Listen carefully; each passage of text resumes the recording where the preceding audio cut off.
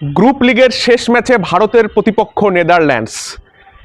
এই ম্যাচে ভারত যেটা দেখতে চাইবে, ভারতের যে দুটো ব্যাটসম্যান একটু অফ ফর্মে রয়েছে, অভিষেক শর্মা এবং তিলক ভার্মা, এই দুজন যাতে পুরোপুরি ফর্মে ফিরে আসে। অভিষেক শর্মা লাস্ট 1.5 বছরে দুর্দান্ত খেলেছে ভারতের হয়ে। হ্যাঁ, লাস্ট দুটো ম্যাচ অর্থাৎ বিশ্বকাপের প্রথম দুটো ম্যাচে ও শূন্যতে আউট হয়েছে, কিন্তু আমার বিশ্বাস অভিষেক কিন্তু এই নেদারল্যান্ডসের সাথে আহমেদাবাদেই কিন্তু ফর্মে ফিরবে। এমনিতে আহমেদাবাদের ব্যাটিং উইকেট হয়, অভিষেককে পুরো ফিয়ারলেস অ্যাপ্রোচে ব্যাট করতে বলুক ভারতীয় টিম ম্যানেজমেন্ট, এবং অভিষেকের এই ফর্ম ফিরে নেওয়ার কোনো টেকনিক্যাল গলতি নেই।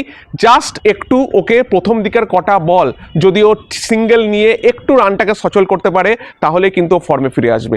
তিলক বর্মা অপরদিকে পরপর 3টে ম্যাচে 25 রান করে আউট হয়েছে। তিলক বর্মার উপস্থিতি ভারতীয় ব্যাটিংয়ের জন্য এই জন্য গুরুত্বপূর্ণ, কারণ ভারতীয় ব্যাটিংয়ে সবাই ফ্রি ফ্লোয়িং স্ট্রোক মেকার। তিলক বর্মাই এমন একটা ব্যাটসম্যান যার হাতে যেরকম স্ট্রোক আছে, সেরকমভাবে সে কিন্তু ইনিংসটাকে অ্যাঙ্কার করে নিয়ে যেতে পারে। যেভাবে এশিয়া কাপ ফাইনালে ও কিন্তু অ্যাজ এ ম্যাচ উইনিং নকটা খেলেছিল, সেখানে পুরোপুরি অ্যাঙ্কার করে কিন্তু ও ম্যাচটা বার করেছিল।